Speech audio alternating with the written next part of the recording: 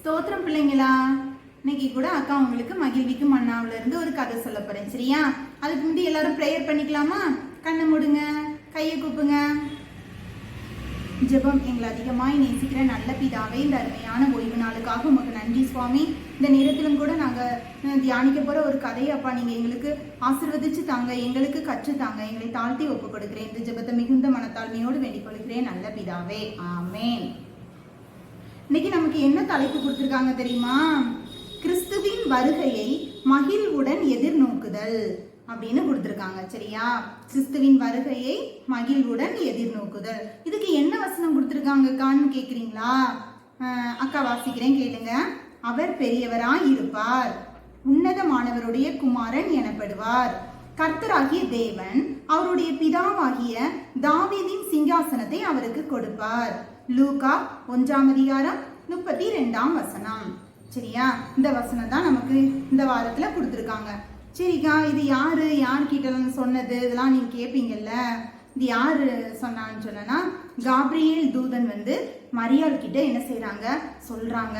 ஏசப்பா பிறக்கிற செய்தியை என்ன செய்யறாங்க சொல்றாங்க.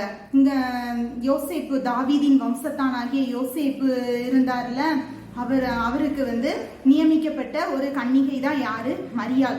அவ கிட்ட தேவதூதன் என்ன செய்யறாரு போறாரு. போய் என்ன செய்யறாருன்னா மரியாதை வாழ்த்துறாரு. எப்படி வாழ்த்துறாரு அப்படின்னு சொன்னா, கிருபை பெற்றவளே வாழ்க, கர்த்தர் உன்னுடனே கூட இருக்கிறார் அப்படின்னு சொல்லிட்டு வாழ்த்திட்டு தான் என்ன செய்யறாரு அப்படின்னு சொன்னா, என்னன்னா ஏசப்பா பிறக்கிற செய்தியே என்ன செய்யறாரு அவளுக்கு சொல்றாரு. ஏசப்பா என்ன செய்யறாரு, பிறக்க போறாரு அப்படின்னு சொல்லிட்டு ஒரு செய்தியை என்ன செய்யறாரு அறிவிக்கிறாரு. ஏசப்பா எப்படி இருப்பாரு அப்படிங்கிற ஒரு எதிர்பார்ப்பு இருக்கும்ல.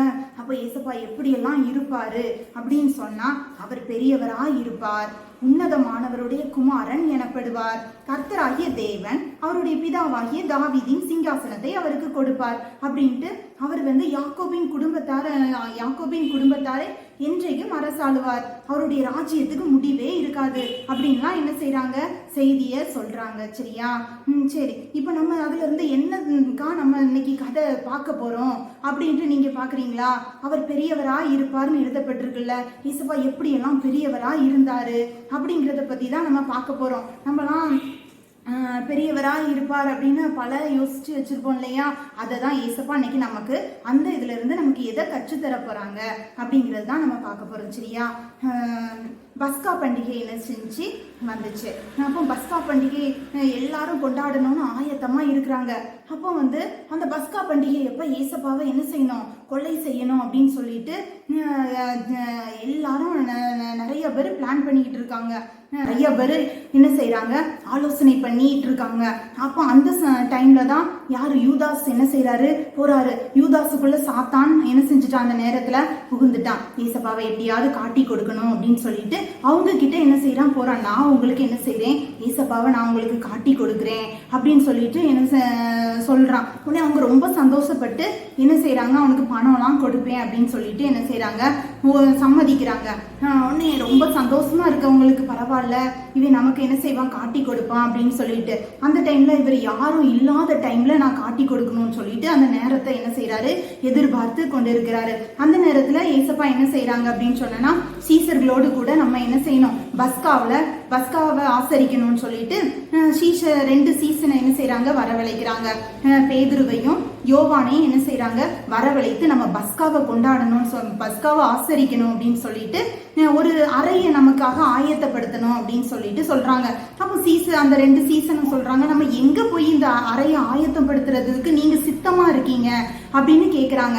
அப்போ நீங்க ஊருக்குள்ள போகும்போது ஒரு மனிதன் என்ன செய்வான், தண்ணீர் குடத்தை என்ன செய்வான் கொண்டு போயிட்டு இருப்பான். அந்த மனுஷன் பின்னாடியே நீங்க என்ன செய்யணும் போகணும். அந்த மனுஷன் எந்த வீட்டுக்கு போறானோ அந்த வீட்டுக்குள்ள நீங்க என்ன செய்யணும் போகணும். அந்த வீட்டு எஜமான பார்த்து என்ன கேட்கணும்னா, ஏசப்பா பந்தி இருக்கிறதுக்கு, அவர் சீஷரோடு கூட பந்தி இருக்கிறதுக்கு ஒரு அறையை என்ன செய்யணும் கேட்கிறாரு அப்படின்னு சொல்லிட்டு நீங்க சொல்லணும். அப்ப அவரு என்ன செய்வாருன்னா, கம்பளம் சூப்பரா விரிச்ச ஒரு அழகான ஒரு அறையை என்ன செய்வாரு உங்களுக்கு காண்பிப்பாரு அப்படின்னு சொல்லிட்டு ஏசப்பா சொல்லி அனுப்புறாங்க. அதே போல அந்த 2 சீஷனும் என்ன செய்யறாங்க போய் அந்த தண்ணீர் குடம் சுமந்து கொண்டு போகிற மனுஷன் பின்னாடியே போய் அந்த ரூமுக்கு என்ன செய்யறாங்க போறாங்க. அந்த வீட்டு எஜமான என்ன செய்யறாங்க பாக்குறாங்க.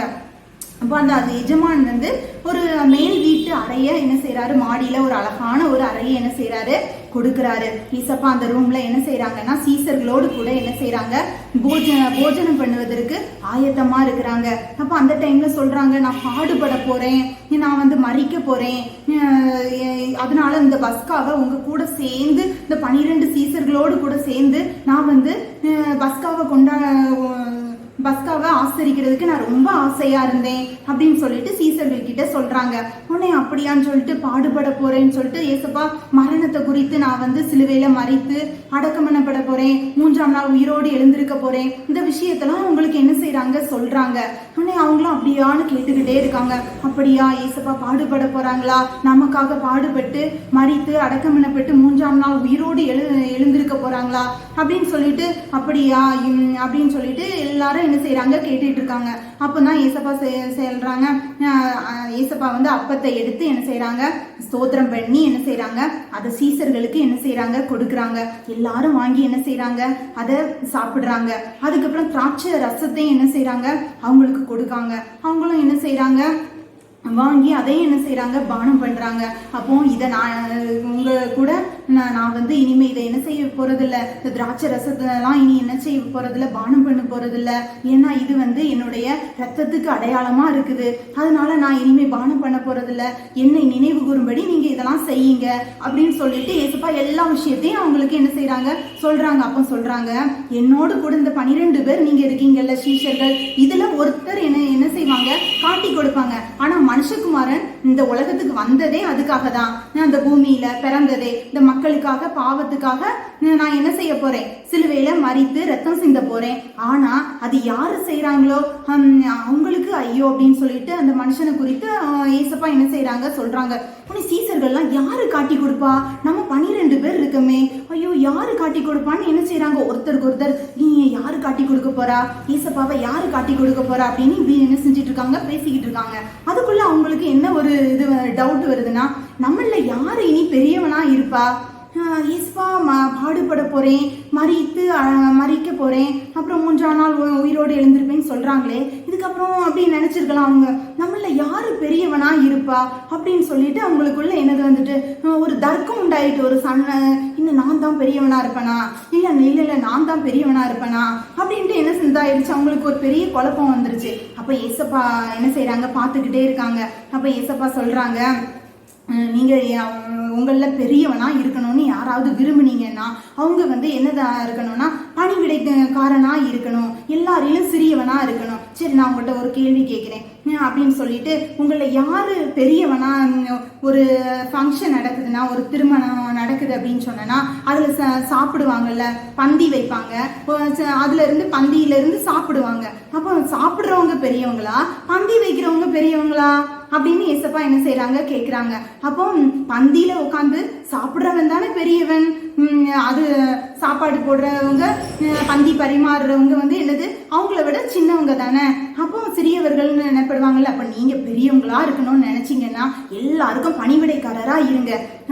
நான் இப்ப என்ன செய்யறேன் அப்படின்னு சொன்னேன்னா, உங்களுக்குலாம் நான் என்ன செஞ்சேன், எல்லாத்தையும் எடுத்து உங்களுக்கு தந்தேன், அப்பத்தை எடுத்து தந்தேன், திராட்சை ரசத்தை எடுத்து தந்தேன். அப்போ நான் வந்து என்ன செய்யல, உங்களை நான் பணிவிடைக்காரனா இருந்தேன் இல்லையா, எல்லாருக்கும் முன்பதான் மாதிரியா இருந்தேன் இல்லையா, நீங்க என்ன செய்யணும், நீங்க பணிவிடைக்காரரா இருக்கணும். யாரு பெரியவனா இருக்கணும்னு நினைச்சீங்களோ அவங்க என்ன செய்யணும், பணிவிடைக்காரனா இருக்கணும் அப்படின்னு சொல்லிட்டு அவங்களுக்கு சொல்றாங்க. அச்சோ எல்லாரும் நம்ம பெரியவனா இருக்கணும்னா நம்ம தான் ஹெட்டா இருக்கணும், நம்ம தான் பெரிய ஆளா எல்லாத்த விட இருக்கணும் அப்படின்லாம் நம்ம நினைச்சோமே. ஆனா ஏசப்பா சொல்றாங்க, நீங்க பெரியவனா இருக்கணும்னு ஆசைப்பட்டீங்கன்னா எல்லாரையும் விட நீங்க என்னதான் இருக்கணும், முதல்ல சிறியவங்களா இருக்கிறதுக்கு நீங்க கத்துக்கிடணும் அப்படின்ட்டு ஏசப்பா என்ன செய்யறாங்க சொல்லி கொடுக்குறாங்க. அதுக்கப்புறம் சொல்றாங்க, நீங்க தான் என்ன செஞ்சீங்க, எல்லா பிரச்சனையிலையும் என்னோடு கூட இருந்தீங்க இவ்வளவு நாளும் ஊழியத்துலலாம், அதனால என் பிதா எனக்காக என்ன செஞ்சாரு, ஒரு ராஜ்யத்தை எனக்காக ஏற்படுத்தினாரு.